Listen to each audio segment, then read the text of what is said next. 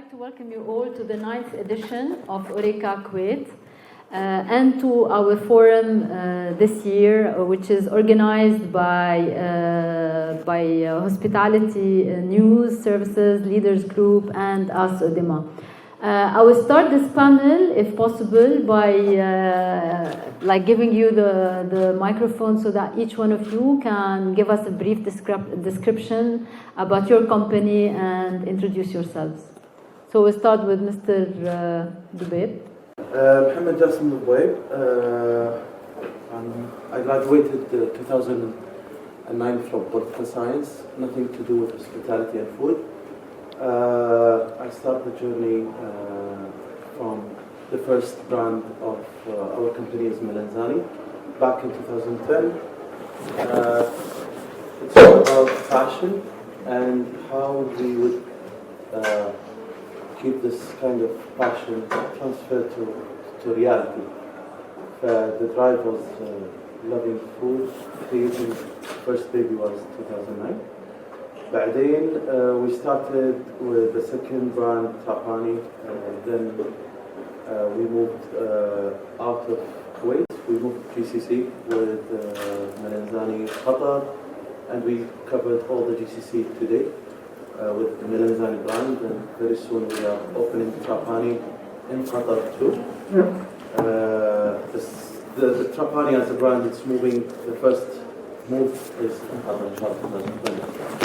We have Horeca as a brand too, and our last creation or a joint venture between us and Mescoop London. It's a restaurant that is very famous in the UK. But what we did, we take the franchise and we do a twist. I think later on we can talk about it. And that's it so far for the business itself. Thank you. Frank. Hi, okay.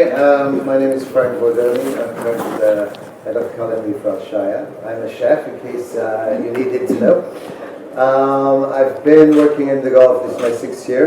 Last year in Kuwait. Before that in Qatar, Bahrain, Saudi, and Dubai. I've been in the industry now 30 years. I started obviously when I was 5, because I'm still very young.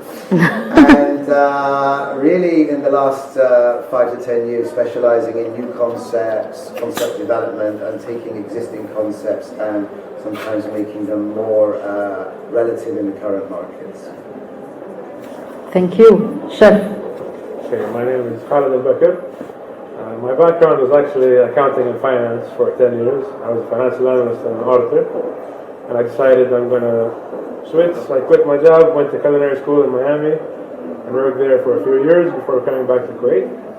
I spent my first year in the business here in MMC to build a name for myself, which then one of my friends had an existing restaurant called Zilla Ruby's, and they've been around since 2009. So I partnered up with them to start a new concept called Roto. That concept took, let's say, went 2 years behind schedule. In those 2 years, I married into the little Ruby's family, and we formed a new company called the Ventry Group, which is the holding company for all our brands. And in the past year, we launched Franchies, which is a breakfast concept, pop-up in Little Ruby's. We launched Roto a month ago. We partnered up with Magma, and we have Magma now, a pizzeria. And then we have Cow, and we have Surf and Fries. On the other side, we started our own consulting company. So in the past year and a half to 2 years, we've done over 14 concepts in the GCC. That's it for you.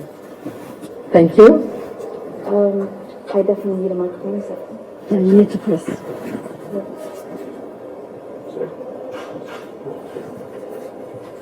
Khalid and I went to high school together. He's still hooks me up as an adult. So you did accounting too? Absolutely not. I still count on my fingers. Don't tell mom. So my name is Nov, and for the past 11 years I've been sort of making up my own career as I go along. But it's a personal interest in food that brought me to food. Something called Food Market is my personal project, and it's a monthly farm food craft market. And it's been around for the past 7 years, and that's my personal project. But then on the side, I also consult. I sort of create strategies for brands. But I'm mostly focused on local brands, so it's a lot of chef-driven concepts. And it's my job to sort of connect them with their audience in a way that's relevant, and or create something new that nobody thought would be relevant and make it relevant. So when people ask me what I do, it's really hard I struggle to put it in a nutshell, but that is enough. I do cool things. Thank you, Noor. So my name is Alameddine. I'm going to be the moderator of this panel. I'm a partner at Hodema Consulting Services. We're a Lebanese-based consultancy company specialized in hospitality, retail, and real estate. And we cover the Middle East and Africa, and we are franchise experts as well. So I'd like to welcome you all again to this panel, which is going to be a very hot panel, I think, because we're going to be tackling the emerging trends in food and beverage in Kuwait. So I'll be starting with my first question, and I'll direct it to Frank. What are the trends today in Kuwait, you think? Okay, so I think there's a big move in Asia, if you're looking at styles of or countries of origin of cuisine. So Asian is definitely on the top at the moment, even if it's not pure Asian, but Asian-influenced fusions. There are some new concepts globally around blending things like Japanese, Italian. In fact, there's even now, I can't remember it now. So there's a lot of opportunity for expression in that. We're so close to Asia for ingredients, it's great. Italian, still very strong, but finding different formats. So not always in the same traditional, but looking actually a little bit more in the country and finding more unique elements of Italian cooking that's starting to come through. But I think that the biggest trends are not necessarily in terms of country, they're in terms of people's lifestyle choices and food tribes. So things like paleo, people are going keto, vegan, and so on. And these are driving changes across actually all of the restaurants, not just niche ones. Okay, Mr. Dubai. Yes. So what do you think are the trends now? I totally agree with Chef. I think the Chinese, Asian kind of thing is becoming, the latest trend is Filipino food, where today we hear a lot about pop-ups that is opening with Filipino food. It doesn't exist with our culture, but today there is restaurants is having this kind of directions, and I believe Asian is one of them. And I think Kuwait is thirsty for anything new and trendy. I can say, even if it isn't all, till this moment, the burger concept is opening and doing great because they have a new element of their burgers, or there's a new experience to add to the customers. It's not a cuisine as much as how to be created in ambience, service, getting the right people into the right place, the crowd, it's everything. It's a package. Okay, thank you. Noof, we are Kut Market. Is it a trend? Why did you start Kut Market? We are hearing a lot of pop-ups that are as well coming. So is that the reason behind really getting to start the market here in Kuwait? So I would say, just to give a little background, because some people come into the food market when it was already popular and big, but when it first started, it was in 2013, and it was based on something really simple. It wasn't intended to be what it turned out to be with time, but it seemed that timing is everything, and a lot of things, like let's say the third wave coffee movement started at the market. So before that we had coffee franchises. And then one of the first ones that started out with us started at the market, and then that sparked the trend, and they moved to brick and mortar, and then they moved on. But I think what I learned through watching that, it took a life of its own, helped me understand how the industry, a lot of it we grew up with the industry, so a lot of my friends who started me at the market now are running a bunch of restaurants, and then now we're the veterans. You know what I mean? And it's interesting because it helped me understand that what people are looking for is not necessarily, it's not about the food itself, it's about experiences. So and even the way culturally, and I think this is the mistake that people make whenever they look at Kuwait as a market, and they think it's not segmented. It's very highly segmented. So there's lots of niche markets and there's a lot of opportunity. So what, to me, I initially honestly thought food would be a niche interest. And we started off really small between a building and a parking lot structure. And it was only 15 stalls because it was like Frank was talking about with the new lifestyles. So we wanted to expose people. So we found people who were paleo because it's the lifestyle that they lived, or vegan, and they didn't necessarily find what they were looking for in the local market. So they were making it for themselves. And we found them and we convinced them to turn it into something more commercial. It wasn't like nobody took it seriously, and then it suddenly took off and it was insane, and it's been an insane 7 years. And then every year the platform changes to accommodate what is relevant and what is happening. So this pop-up thing that you're talking about is because people are looking for experiences, not just eating. Okay, Chef Khalid. Yeah. Honestly, for me, the biggest trends of the year that I was aware of was one, just touching on the Italian, was the pizzerias. We had around 13 or 12 pizzerias open in the past year. Besides pizza, the biggest one, I think the upcoming one is going to be veganism and this whole health food movement. You had a few cafes that opened here and there and started the trend, but now all big name restaurants never really paid attention to it. You know, a small cafe popped up here or a small home business popped up here, but no one actually opened full-fledged. So now I think the big players in the game are starting to be aware of this and say, hold on, now we need vegan options.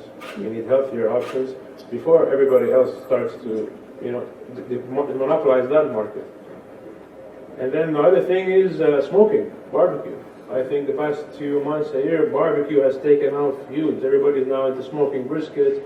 You have a lot of short rib, not your typical braised short rib, but like smoking. There's barbecue house. 3 or 4 concepts have opened up in the past few months and are still continuing to open. Yeah, exactly. So we're seeing like lots of trends which are coming to this to Kuwait as well. In particular, healthy has been like really big. But knowing Kuwait and knowing that it has always been very intense in food and beverage, do you feel that the market is saturated, or do you see still that you are having like a sort of an incubation for new trends? When it comes to something new to the market, still Kuwait needs more options. I feel Kuwait is always welcoming any kind of creative, something new, and the food industry in the world is, I mean, comparing with Kuwait, we are really huge and big as a count of restaurants, but not as an option, as Khalid was mentioning. I mean, we don't have proper vegan, and there is a lot of options here, and there is lots of room to improve as restaurants. It means Kuwait still can get more, but not repeated concepts. You should, or if it is something exists, you need to add, you need to have something more than what exists. You have to be more creative to get the experience in the proper way. But still we have What I'd add to that is, think about yourself as a consumer. Like, I'm from here, I'm also in the audience, target audience for all these friends. So for me, even if, let's say I'm a vegan, I don't want to eat from the same 2 restaurants every single day. I want options. And so even like the smoked meat, I might like the style that this restaurant does it, but not the other one does it. And it's a complex answer, because I think when something that surprised me is the way when the market first came out. It's like, let's say these people had an interest in opening a vegan place because they were vegan. They were struggling to find better vegan options, but they weren't sure if there was commercial interest in it. They weren't sure if enough people cared for it. So when something is commercially viable, that's the only time that someone will take a leap. Because what I found through just observing, because I watch at the market, I get in all the applications and I watch who makes it, who doesn't make it, who took off, and then who spurring copycats, and then they always apply to the market, so I get to see them. I'm watching what everyone's doing. So it's more complicated because we have a lot of red tape and there's a lot of bureaucracy, and oftentimes the idea person is not the same as the money person. And the idea person has a great idea, but the money person wants to know that they get a return on investment. Then how are you supposed to be sure if there's interest in what you're doing unless you see it, someone else do it first? So it's like people need to take a chance, and then they only gain confidence through watching through observing, or us reaching a point where it's like, khalas, like I'm vegan and I need something, no one else will do it, so I will do it. There's been a couple people who have done that. But as long as it's on point, because I don't know how to say that in English, but like you're ruthless. We're ruthless as consumers, honestly, because what you said, it's a saturated market, right? So if every 2 seconds there's something new coming out, if you're not on point aesthetically with your menu, with your price point, you better come out with swinging, otherwise our attention span is short. All right. Okay. Move on to the next. Thank you. Do you agree, Chef Khalid? Naturally, as Kuwaitis, I believe in the region we are the most innovative and Very forward-thinking sha'ab or people in the GCC. Whereas, Dubai has the money and the foreigners and they're bringing all these franchises and everything. Give me one good local concept in Dubai that can come near half the things we've built in Kuwait. So even though the market, I believe, is extremely saturated and extremely difficult, you still have a very huge percent of the population trying. Ridiculous concepts that to me, who's in the business, and I kind of am aware, a little child who's a lawyer will come up with an idea, and I'll be like, okay, this is insane. But it grows up. A donut concept. Dough is one of the most successful brands in Kuwait today for me, and I give them props. Who's going to enter donuts against Krispy Kreme and Dunkin' Donuts? But it works because of the power of the brand. So I believe sometimes with a right product or the right branding, there's a room to entry the market. But saturation, now this saturation has also led to the emergence of cloud kitchens. We're gonna, yeah. That was one of my trends. But I believe it's an extremely difficult market. But like Nov said, you have to be a complete brand, price, location, pictures, Instagram. You have no room for error. Otherwise, you will not stand out. Yeah. Frank, you had the chance. This conversation. Yes. Because if you ask me the same question, I'd say it depends. My answer will depend on A, whether I'm an operator, and I'll say yes, it's too saturated. Okay. Or B, whether I'm a customer, and I guess which I am, and I would say no, I want more, I want healthy competition, because this is what's driving the standard, right? If there are more people in the market, we talked about making a difference, you've got to come out swinging, you've got to be really clear about what you're offering, and deliver something better. And I think this is great for the market, in any country, because this is what drives the guys to improve. It drives the supply chain, it drives everything, and the customer is the benefactor. So they will then choose those restaurants above others because of the quality, the consistency, and so on. So you have been now in Kuwait for a year, and you had the chance to be working in most of the GCC countries. So if I ask you that same question now, how do you perceive Kuwait? Is it saturated compared to the others? No, I don't see it as saturated. I agree with Chef that there is far more opportunity here for homegrown brands, for innovation. And the guests are very hungry for that experience. So, as we said in Dubai, it's very commercialized. So you get big brands moving in and taking over. And actually, it's very hard for people. I mean, in Kuwait, I think there's a nice balance where you have brand and you have homegrown. And there seems to be plenty of opportunity, and the customers are very open to accepting both and to trying both. So. All right. So do you agree about the key success factors that were just mentioned right now, I think by Chef Khalid, that what makes really an F&B successful is a combination of design, of menu, of... So that's what you do when you are looking to open a new concept? Yes, I think today we have to admit that Kuwaitis are good traveler and they love to explore all over the world.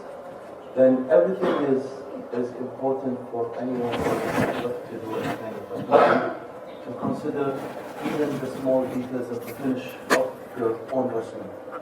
Because today if you have a small error, I think of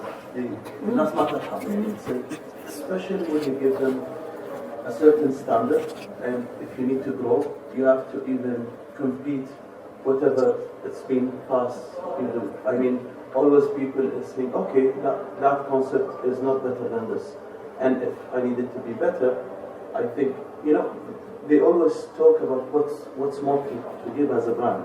And I have a small thing to share as an experience. We did the Alameddine summer experience, and like it's a pop-up that it is like for a few days in the middle of a beach with a special setup and a special condition. And I think when we tried to do this in Kuwait, we get shocked with the needs and with the happiness from our customers. And why? Because it's a different setup. It's the same menu and with add-ons of small dishes here and there, but it means the setup and the idea of having this concept what they love to be in a different place for a certain time, that will give them more belief in the brand that, okay, it could grow, it could give us more options to enjoy it. And we tried with our second brand at Trapani, we did Trapani Winter Edition, as welcoming winter with a show and a dinner in one place where it is new to the market.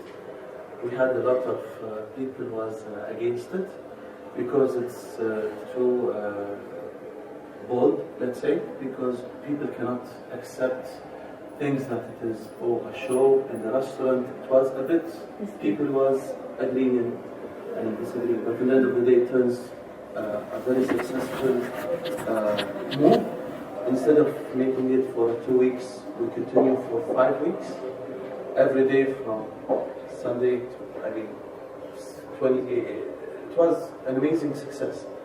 And that will give us a very 100% belief that people is still demand for new ideas, new approach.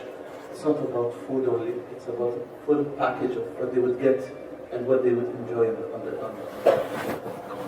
Thank you. Noof, in the market, how do you choose the people who can be present?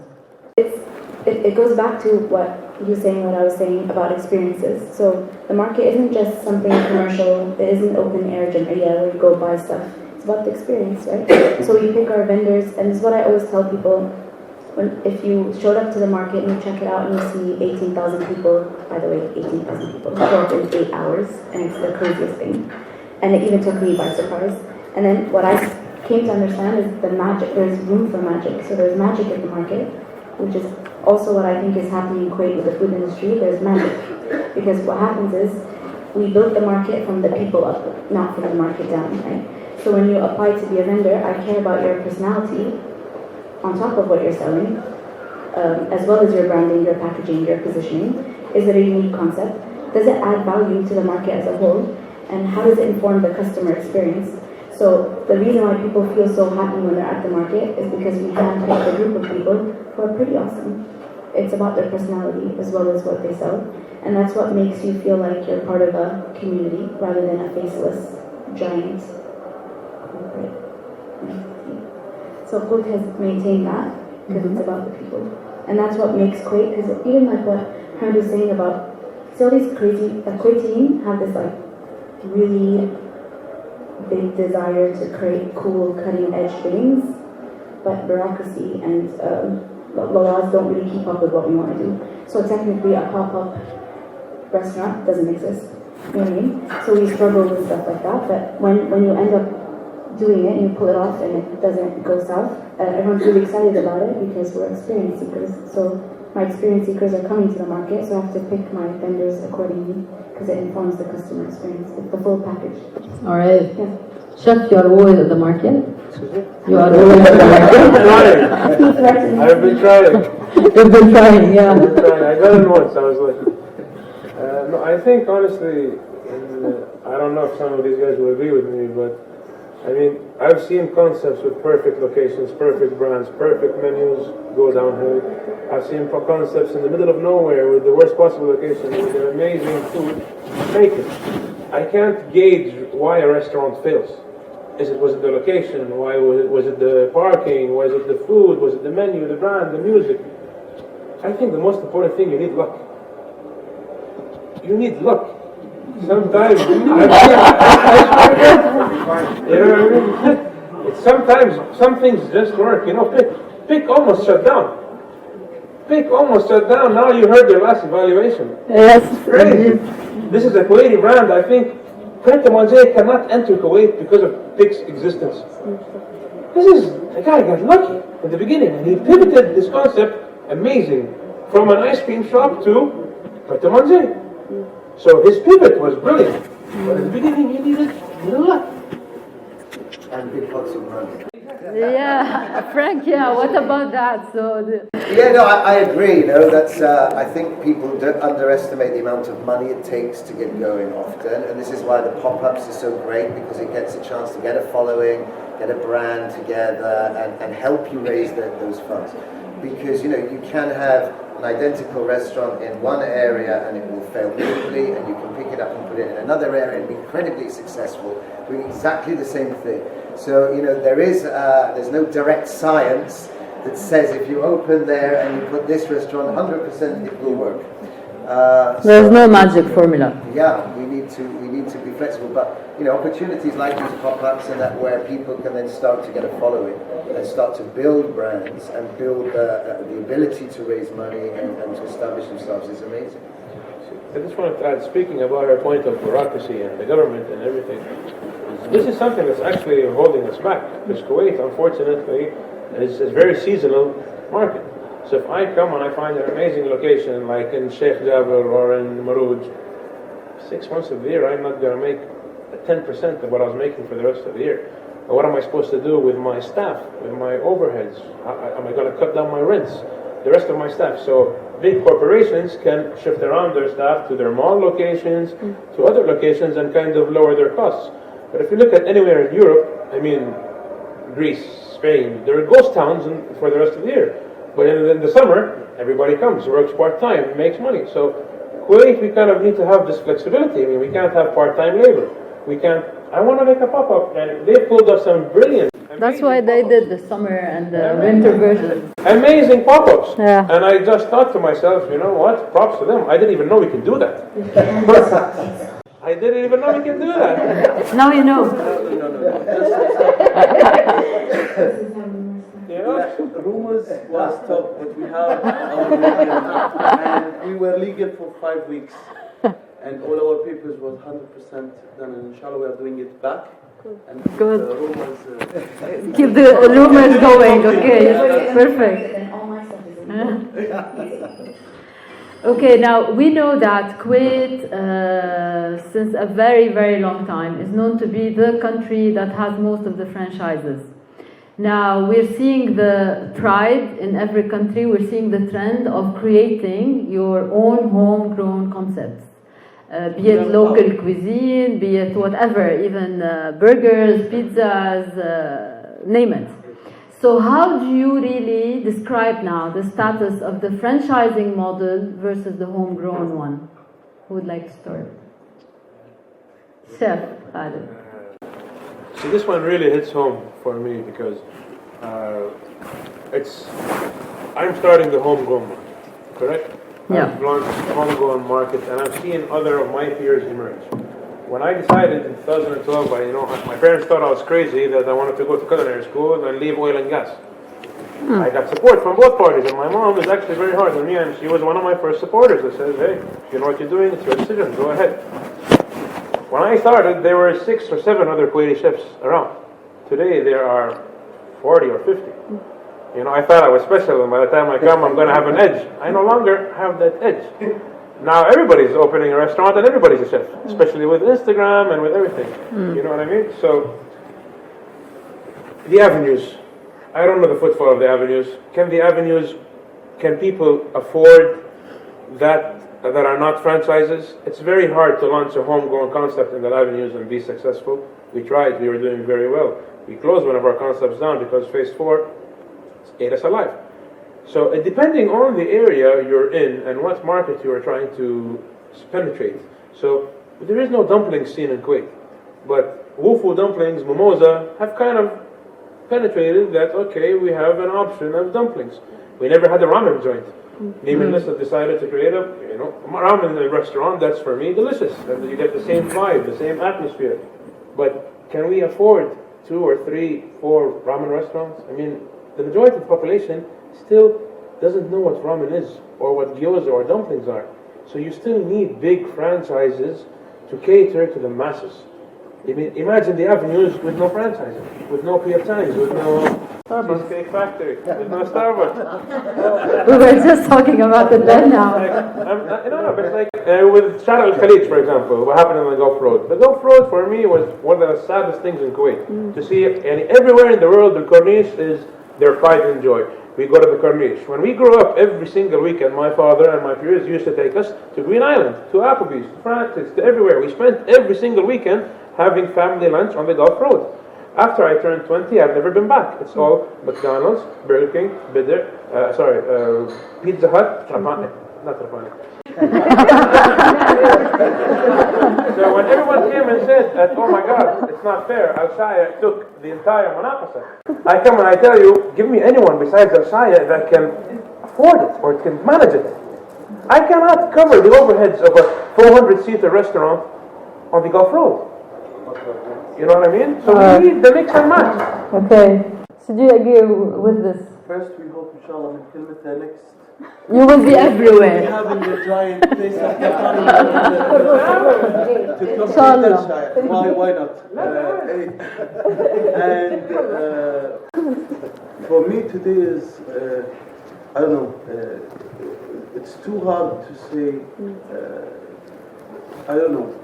Your question, can you, because I need to talk about things can't mention, but please, can you get... Okay, my question is, what is the status you think right now of the franchising model versus the homegrown ones?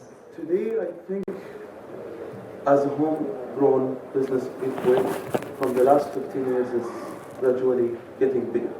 Example, today, let's say, before there is no competition between Starbucks with any Coffee place. coffee. Yeah. But today, thousands of coffees are open, and it is something that we look at. Even Starbucks changed their strategy to have a cold brew, to have something special to cater to the people who see, and even their designs. Even they are changing the vibe, and that's healthy in the end of the day for the consumer. That kind of competition between the big, huge brands with us is something that will give us like a move and challenging to keep ourselves trying to be recognized from our and frankly there is a lot of franchises are in losses and they're suffering from the homegrown businesses, and frankly we are proud because today if you go to anywhere in the world, in Lebanon example, your restaurants, mashallah, it's controlling the market. It's too hard to get a franchise in the market. And Very that's true. what we are looking. That's what we are looking for. I mean, today, why not Kuwait to be on that stage? And inshallah, we are going there. Inshallah. Inshallah, maybe we can see as well Kuwaiti cuisine becoming international, like Lebanese one. I feel like a lone voice here. No, Frank. But I think actually the two are inextricably linked, and it's not just Kuwait. You know, if I go back even when I was a kid, my father was in restaurants, and you go to try and take a location, and you're an individual operator. You have to jump through so many hoops. They ask you for so much deposit, so much security. You come in as a brand, and you don't give anything. You sign a debenture, and you know they're done. So the competition element has already been there. It doesn't stifle, I don't believe, homegrown brands because they're generally, by their term of being a brand and being a franchise, they're fixed. So what it does, in my opinion, is it allows for different types of cuisine to come in, and it allows growth and breadth of style in a market. It also generally tends to strengthen supply chains and various other elements which people will benefit from those elements. But in respect as to what you're saying as well, it's the homegrown brands also which are driving change in your fixed brands. So, you know, they're realizing that they have to react. So they could potentially become more complacent and say that's our brand, but when they're seeing the demand and the trends, they know they have to start addressing. So I think there's a healthy balance for me on both sides and how they work together. Thank you. Nof, do we see any franchises in your market? Franchise brands? The answer is no, but what also you need to take into context is the fact that Oat started before we had local third-grade coffee shops. So the first one, the one that started at Oat is Volume 1. I don't know if you've heard of them. They're basically the first people who started, and then everyone copied and it started. So in the early days, the way we organized the market, and still to this day, because it's part, we consider it part social enterprise. So it's small to medium. The medium pay more, so the small can pay less, and they get a better space, bigger space than small. So it's balanced out. But in terms of franchises, the more the years pass, the less I need it. The only franchises we ever let in the beginning were Arabica and Toby's, because we didn't have somebody to compete with them. And then CAF came along, 5 guys quit their day jobs. They're amazing, they're in the whole region now, and now they are an anchor at the market, and they're huge and everyone's mad about it. So we encourage this. So once there's people that are on that level. So you're 100% Kuwaiti at the market. I just wanted to add a very important point. The Kuwaiti public is the reason homegrown concepts have grown. I work the floor in my restaurant every day. When I see the more they find out I'm Kuwaiti, or it's led by a Kuwaiti chef, or this is a Kuwaiti concept, They feel proud. they're very proud of it and they actually support it. So there's a huge support from the Kuwaiti public. Before there was, in the early, late 90s and early 2000s, there was, it's an American franchise. Of course it's amazing. Let's go. The food must be good. It's from America. Yeah. That still exists in the GCC somewhat, but in Kuwait, now it started, okay, you want Zuma? I can make you Zuma. Here's white robata. What do you want outside? We can make our own. So we've been good at making our own, and the people have been amazing at supporting it. And I would like to also add, for example, there's a franchise that you could modify and work and you can twist whatever it is exists. Same as what happened with me as an experience. From 2 months we opened this group as it's a franchise, and it's like 20 years old brand, but we didn't get into their own either design. We uplifted to keep it something that does not exist with their manuals. The kitchen layout, we changed the whole improvements of the menu. We did a lot of uplift the brand, not for no reason. Because today if I get from school here in Kuwait, I'm 100% sure that no one would come and enjoy the food, because when you're in the UK you would be enjoying it because you miss Exactly. the food. And You need it here to be authentic. exactly. But today, every one of us as Kuwaitis, we are eating the rice and we eat this kind of food At home, exactly. And the challenge was how to twist the menu, and the flexibility what we get from the franchise is huge. And they gave us for like 2 years to develop and create something that would be different. Alhamdulillah, we succeed. We get a new experience with lots of different kind of entries and combining the experience. Wrote the manuals based on things that they test out in Kuwait. And then they expanded in the rest of the region. And which was really, really cool. So even when it comes to Kuwaitis are very cool with their technique, like they're slick with it. You know what I mean? Like even if it's something's a franchise, like what he does to it, what Arabica did with it, and then now tomorrow they're testing, they're about to launch brunch. So they pivot. So it's because they know that the audience we're very critical, and it's no longer just okay to bring something as is and copy paste it. Bring a franchise, it's boring. We're not into it. You want something with unique storytelling. So if you can't tell your story, you're out. And you're doing a good job. Chefs, so this, I'm going to ask you then the question after what Noof said. Basically, when you are creating then a homegrown concept, a Kuwaiti homegrown concept, how much do you adapt it to the local market for heat and to the local taste? And what are the do's and the don'ts that you can give us? Okay, from our side, and my experience is, and I agree with this, even if it's a franchise or home brand, you still have to actually adapt it. And audience in Kuwait is very tough. So actually we're driving it backwards from here. But yeah, you have to be slick, you have to have the right package.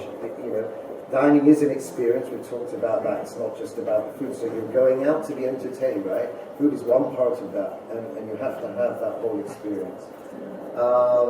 I think the concept and the content, more importantly, has to be good quality. It has to be appropriate. So, you know, if your concept is completely on serving very raw things, it's not going to be as popular. So there has to be some sensibilities built around it. But I think, you know, if you've got the package there, then as I say, there's no magic formula, so you have to go for it. Chef Khalid. See, this hits home a lot because as a chef and on the creative side, who's traveled, who's done, I would love to do a lot of my own thing and showcase my own thing. Unfortunately, based on the demand of the market, my hands are sort of tied. I mean, from our restaurants, 40% of our menu or 60% of our menu is the same. Just different name, different item, different sauce. We share the same menus, the same items. You know, it's a fried shrimp appetizer, it's a fried chicken appetizer, it's a pink pasta, crispy chicken. We all have the same items on all our menus. And when I first started, I said, no, I want to come and do something and go against the wave. But I learned the hard way, you cannot. You must ride the wave if you want to make money. Now, again, it depends on your ambition as a business. If I am a small, like, I give Mimi credit for this for Tampopo. She comes and says, this is my restaurant. I have 15 chairs. I'm going to sell what I like. My duck is from here, my chicken is from here. If you don't like it, by all means, thank you very much. This is the style of my food and this is how it's going to be. She's very happy. She's open 4 days a week and she closes for 2 months in the summer and travels and lives her life. I would love to have that luxury. Okay. But if you're a big franchisee and I have to operate 7 days a week, I have to operate 3 shifts. I mean, I don't have that luxury of being the soup Nazi and coming and saying, this is how it's going to be. I am serving my chicken like this. It has to be served based on, I had the same fight with my mother. Where's your chicken from? It's Kuwaiti Mutahida. Why? Why don't you use organic chicken or better quality chicken? Because if it's not Kuwaiti Mutahida, I close in 2 months. Everybody knows, and if you're not using fresh Kuwaiti chicken, you're closing. I would love to use much better quality chicken. I mean, I have now access to corn-fed, cage-free, all these labels for chicken, and they taste much better. But unfortunately, my hands are tied. I have to use Kuwaiti Mutahida. For me, the same as what Khalid mentioned. Today you think you create something and you think it would success and have a good impact on your customer feedback, and lots of time you fail. And when you test it and you just keep it for a 2 month, be happy with it and you have to take it off. The problem is today, I think, as the copy-pasting like shrimps, chicken and most of the stuff, but today how you tweak it and how you do it and how you serve it. But the challenge is with the chef Khalid and good chefs who's trying hard to change the mentality of the market. That I think we're reaching to a place that people is willing to try something new. Today people more eat duck. Before it wasn't that popular. Yeah. There is a lot such as duck and lots of elements that people was, like for example seafood. Before people don't prefer to eat it out of their comfort zone where it's home, cooked by them. But today people are willing to try fish, trying different kind of seafood. And I think the market is slow in the way of acceptance of new things. Before you cannot have fruits on the food with a blend. But today people is admiring having hints of sweetness on their on their dishes. Then it means we're going into the right direction, but maybe we are slow. But let's keep hope that the market will change soon, inshallah, to explore different kind of tastes. Okay. Frank, what do you think, what trends are not present in Kuwait or they are not popular and why? I haven't really seen much in the Peruvian side. Yet, though it has been trendy for quite a while now. Yeah, it's huge. And you know, there are certain elements of it which sit, from what I've seen in existing restaurants, very well with some of the flavor profiles and so on. So I'm quite surprised that I haven't seen more of Peruvian. It's a big shock for me. Unless there's some I don't know about. You're not doing one, are you? A Peruvian concept actually opened. Yeah. A school. And And it was a beautiful location, but it was a restaurant.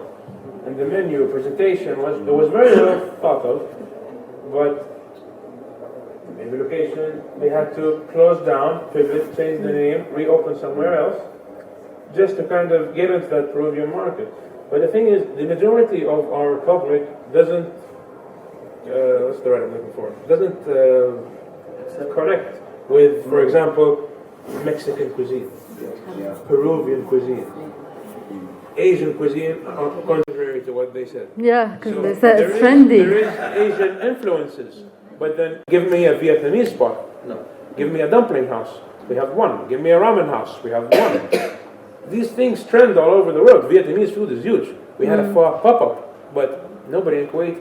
So my family, well, the elder generation, let's say, has no idea about Mexican food. The flavors, bell peppers, cumin, and these kind of flavors, and the way they're presented in Mexican food, they're not common with the majority of your public.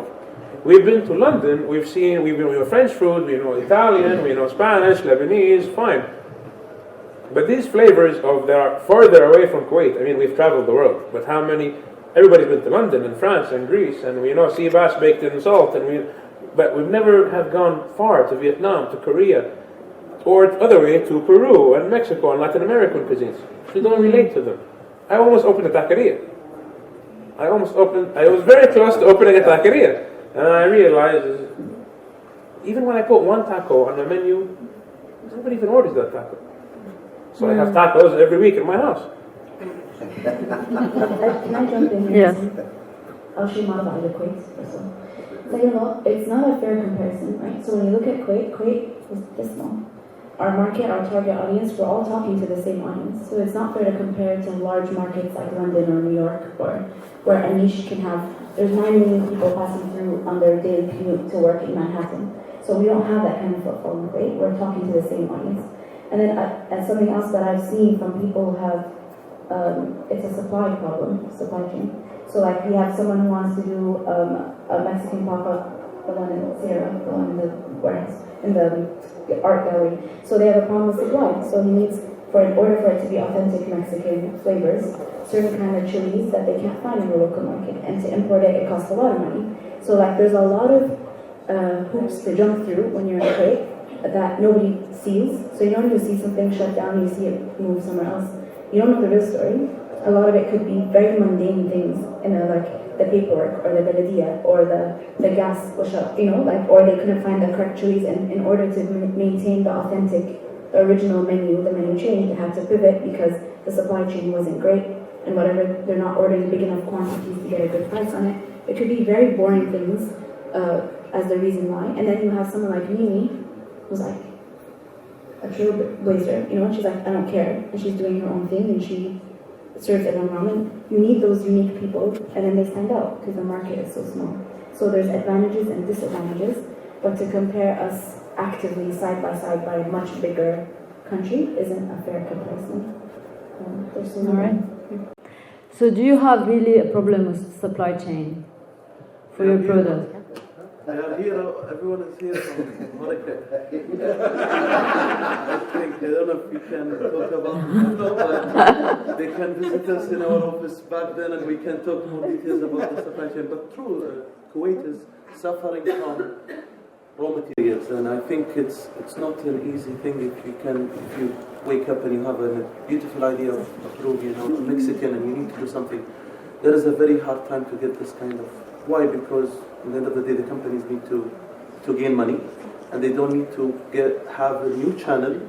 They don't want to take risk with you to get new products that would be just for you. And the way of how they communicate is, okay, I can get you this, but can you assure me that you will take that kind of quantity. But what shall I do with this? Yeah, and that's the main issue of today's market. There is an idea. People would love to see something new, but also we have to go back to the raw material, as you mentioned. Frank, how much does that affect lots of franchise brands? I think these are all very valid points, and like you say, you have to have huge forecasts often to bring products in, which is very hard. And through the regulation, a lot of things are not allowed. So we have to find solutions to these things. But for me, that's part of what we have to do. I think taking a step back and talking about there are things that maybe I would like to do as a concept, and then Chef Khalid said, I want to do this, but and it's great because and we're supposed to be driving this in a way, but actually it's the customers, and we need to remember that. The reason that so many of the menus have one type of salad and one type of food is because that's what the customer wants. And if you don't put it, they're going to ask for it anyway, because that's what they're driving. So I don't think we can come up with something that's 80-90% different and expect everyone to embrace it. We need to provide what the customers want first and foremost, and then start driving the direction, educating, giving the tasters, and improving palate, improving exposure, understanding the story, which is huge. Telling the story, whether it's about an ingredient or about a brand or about a person behind this. I think all of those things help expand and educate and grow the market in different ways. Thank you. So to conclude our panel, I'm going to ask you our last question. I think lots of people here are eager to know your opinion. Where do you think and in what they should be investing today? What is lacking, really? I heard no. She said healthy, not have a dog. You should ask me because I'm the wild child. You're the wild child. So we start with you. I mean, Khalid. Honestly, I still think there's room in grab and go.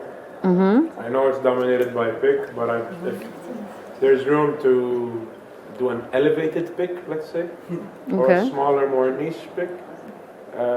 There's certain items, for me, that's where I think there's a gap. And again, the health, there's a gap in, so there's a few now, like farmers, and like there's a big gap in farm to table. So you do have now a few local farms starting to grow specific ingredients in minimal quantities for chefs. We have, Sadir Farms has a greenhouse just for chefs. Where me and fellow friends were like, listen, we need baby micro basil, we need this, we need that. And they started to grow these watermelon radish ingredients I use somewhere in the States and I wanted back in Kuwait. So they grow minimal quantities for us. But then it comes down to, again, educating the public. So it's very hard to say what to invest in. If I know that, I'll put my money in now. I would open it.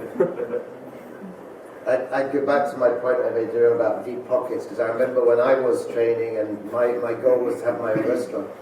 And I was lucky, I met at one of these shows a very famous chef, and I asked him, I want to open my own restaurant. He said, do you want to make $1 million? I said, yeah. Okay, start with 2, open your restaurant, you'll be left with 1. So, and it's true. So I think, as you're saying, it's very difficult to say what to invest in, but just be prepared. It's a lot of hard work and a lot of money. It's not just an easy thing. It doesn't happen.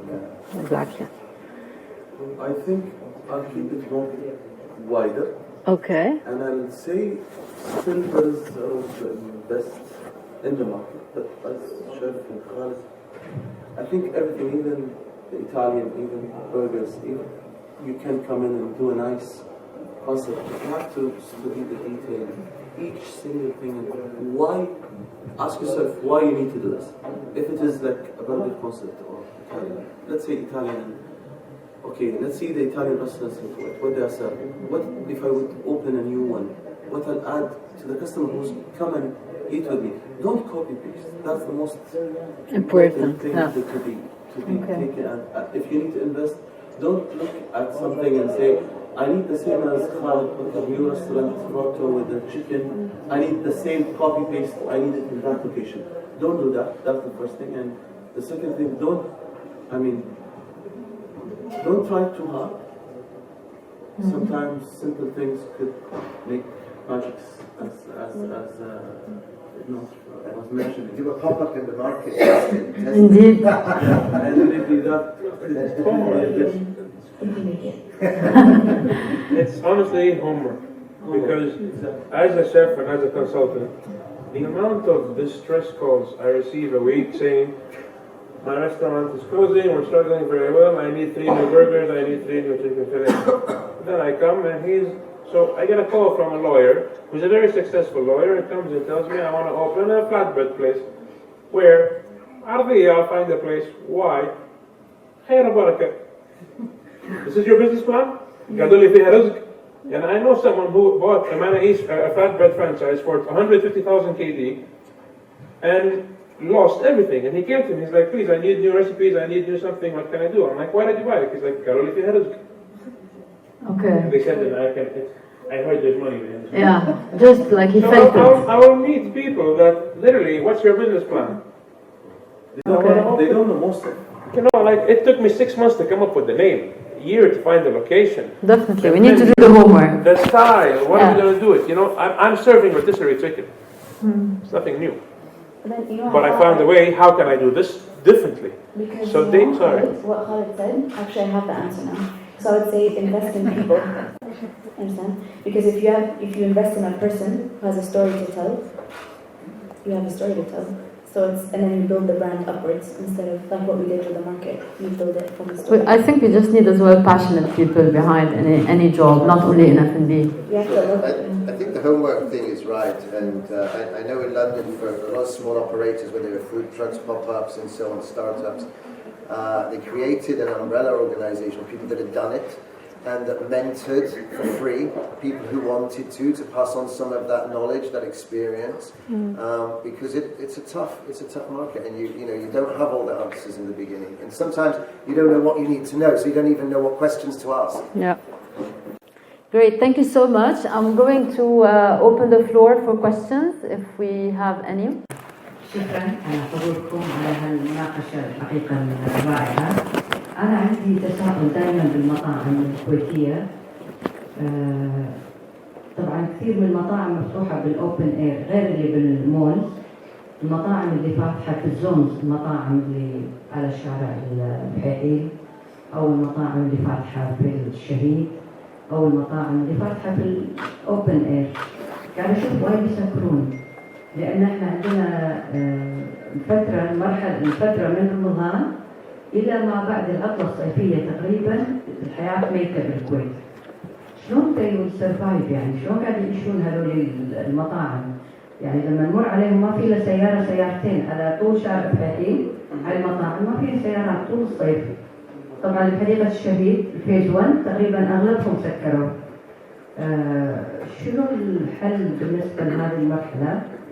أو هذه الأشياء اللي قاعد تصير وهم مكلفين مثل ما قلتوا، يعني ما أقل من 100,000 200,000 على المطعم. هل في حلول ولا أنتم في أحد قاعد يقول لهم لا تفتحون بهالأماكن؟ فتحتوا بهالأماكن أنا ماني عارفة شلون. I can share my experience with Zida and Borouj.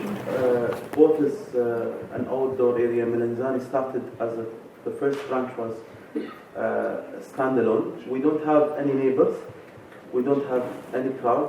We were alone with no one else as a beginning. Alhamdulillah, the place is now 11 years running now.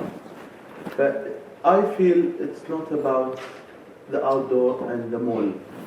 It's not about the seasonality only. Okay, you have to figure out how, as Khalid mentioned, how to balance and play around with your staff. Today when I'm growing, I notice more things every year. And today, example, in Morouj, the winter season is really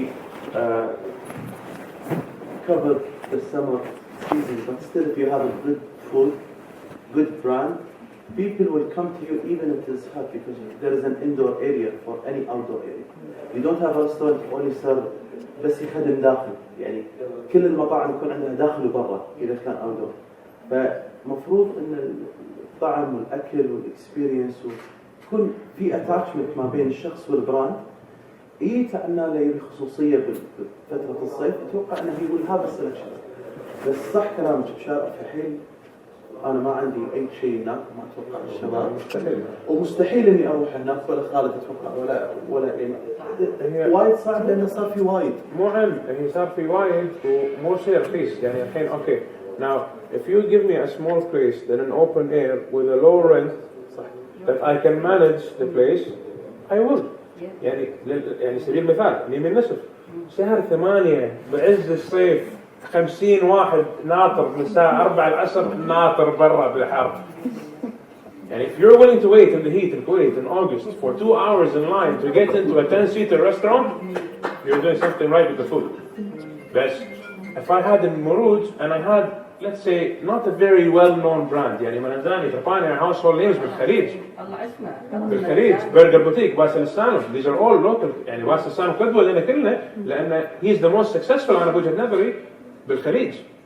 مطاعمه نمبر 1 performing بالسعودية بالخبر بالقطر.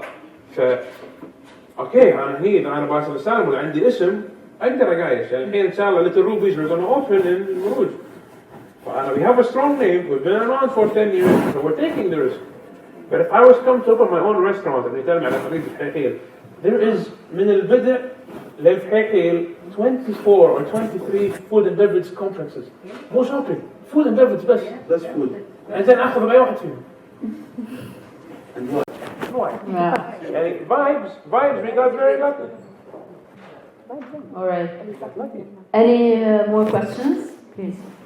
Management. Hi, good evening. Yeah, my question is that do you think it's a sense of patriotism or an increase in technology that is playing part in the growing of home concepts? Like now, if you see with the rise of Instagram, with the rise of concepts like Talabat, with the rise of influencers, like wherever an influencer goes and she posts, the concept grows. On the contrary, like if I were to go to a restaurant, first I Google about it and I check what's the reviews of the restaurant and then I go. If I go to a restaurant, I do not like its service, I will place the bad review about it and the word of mouth it spreads. So do you think it's a technology or a sense of patriotism that's leading to the growing concept of Kuwaiti home? Okay.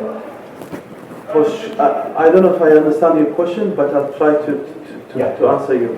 Today, social media and all of these elements are very important for us today, and as much as the things grow, today you are more near, as business owners, more near to our brands, and we would know more about ourselves.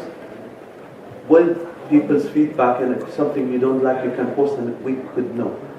Today, that kind of technology, I think it helped us in some extent, but for me, as I'll talk about myself, we try our level best to be away from this, the trends of people who would be, in the beginning, but today we cannot disagree that the influencers in the region are taking a place in all of businesses. And today, if, example, both, let's say, from 8 years, if you don't have the support from the influencers and the people who's going in, doing a nice coverage about the place, a lot of people want to know that there is a Hodema. The same with me, if these kind of people want to cover the place and show, it's the same 10 years back. You would be spending thousands of amounts in TV and newspapers. It's the same idea, but it is transferred to your small phone that every time you can check whatever you need. That's the only difference. But it's the same idea, it's advertisement. Yeah, perfect. And, as you said earlier in the forum that, now people are becoming more aware about, they want to encourage the Kuwaiti concepts and all. So is it the patriotism or the rise in technology that is taking? No, look, if I may, it's the whole rise in technology, it comes down to me personally as an ethical kind of thing. If I have 500,000 followers, so a lot of struggling restaurants in Kuwait, a lot, 60-70% of restaurants close. So what happens is these guys are already in the hole, losing thousands KD a month. So their belief that their only way out is, okay, I'm going to go to doctor and pay 3,000, and I barely make my money back because it's not as effective before, but it's a last desperation attempt. Yes. So they are given a power and respect. And some people misuse their power and some people don't. So if you can use your power to say something good about my restaurant, by all means, say it. If you have nothing good to say, don't say it. There was a blogger in Kuwait, and she used to get online and bash restaurants in Kuwait. And it happened to a colleague of mine, who's not even a friend of mine, and I got in a very long, deep fight with this person, coming and saying is, okay, if I am putting my blood, sweat, and tears, and 100,000, 200,000 KD that I took a loan from Masaraya Saghira or from my family to start this business, your one tweet or your one post can ruin potential 200,000, 300,000, 400,000 customers for me. So why let him come to my restaurant, spend the money. If he doesn't like his meal, I'm sorry, but at least he came. But you are now cutting me off from 500,000 people that could potentially come to my restaurant. So in a very small and a tough market for these homegrown businesses, instead of harming them, keep quiet. Thank you. One last question because we're running out of time for it. I would like to ask the people here, I need to know a balance of two rules that I know, marketing rules. One is the customer is always right, or I follow what customers want. Another thing is educate the customers or educate the people. So I need to get an answer from all. What is the balance you do, or which rule do you follow more? While I understood, of course, that you're all following what the customers want, but what about the rule of educate and trying to make the customers just go more to what you are offering or what you are making in your restaurant? I hope my question is. Yes. No, I understand the question. So for me, it's sort of how we strategize when we put together food, for example. And if I ever had a restaurant or advised someone to do something, I would say balance. Right? So if you have, so we have a 90%, 10% balance. So 90% of the people that are involved are more established, so they're startups, but they got bigger. And then 10% are the brand new that no one's heard of. So balancing. So it's like giving the customer what they want. So they want to see the showmanship of dough. They want to see that giant spaceship installation and the loud music. Then we also want to discover, like, on their day, it's only a charge, But if it's not enough of a balance, so I'm giving them what they want plus educating them, but you need to have balance. So I imagine it's the same thing with a menu. So if you have enough stuff in there that they're familiar with, and a few items in there that you're experimenting with, then you're allowing to accept the message, and then try something new instead of being mandated. For me, example I can share, as I mentioned, today, I think all of us having a good experience with food report. Dealing with division of marketing, as you mentioned, there's a lot of strategies that was made in 2019, especially with me, that was new, and the pop-ups and the amounts that we spend is huge for a 2 weeks event or for 5 weeks event, but we took that kind of decision to spend that kind of money for that kind of small time for a marketing reason, to keep people know that we can do better and we are there to give you a different experience in a short time, and we will be continuing doing this just to add on your experience and your knowledge about me as a restaurant. Right? Today, we don't follow what only people want. Sometimes we grab their attention or something new in the market or something that we would love to share with. And that's all of us, I think, as a start, even Khalid's restaurant. I tried the classification and I enjoy it. It's my first time I have the sweet corn in the place. It's done in a very amazing way. And when I asked the waiter, do people love this? He said, yes, everyone is ordering this. And for me, creme brulee on a corn is not something easy to accept. But if it is one of the best moving items, means today we reach to Khalid and the people who's behind that beauty, bringing the people to a different kind of angle to let the people experience something new. We are doing both, and you have the comfort zone. You have a burger. You can play. You can play with 30 30% of your menu. Yeah. Every form, my partner is all over the place. He knows him. He's literally cannot sit down, office. Tell him, please sit down. You keep facing it. Let's do a new menu for this. Okay, next day we're opening this. Next day we're doing a pop-up here. I'm like, wait, we cannot do 7 things at once. Pick the project, let's finish it. But he's constantly pushing me to get my work done faster and to keep trying. And he's not in food and beverage. He was in banking for 8 years, but he's the one that travels, comes back. When he travels, it's a nightmare for me and my partner. Because he's in New York and London and he has a list. Let's try this, let's try this, let's try this, let's try this. So we try with 20% of our menu. We play around. We hope one of them sticks. Yeah. Basically, I wanted the quality also, not only introducing new or quality of food. Yes. Yes. It's amazing. Today you can go all over the world. Keep your quality and not to go down with the material you're using. You know what I'd say? I'd say there's something actually, I think about what you said, to tell you something about when you say give the customers what they want. You can also show them what they want. They don't know what they want until you show it to them. So before, for example, food service, everyone laughed at me. They thought, oh, she needs it for the Kuwait flag, and she should be because people weren't sitting on communal tables. That style of dining didn't exist. Casually, chefs, there's the early ones, like Chef Henry back in his day, he's only like, let's say, 10 years older than me. It used to be a taboo thing to be a chef. It wasn't cool. His grandma cried when he came back from culinary school, and it would give a bach.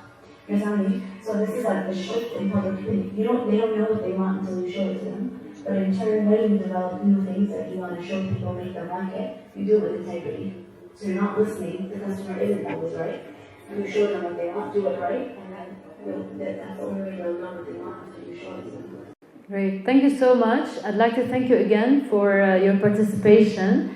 It was a very interesting panel. I think it can go on and on. And so thank you again, and thank you for the audience.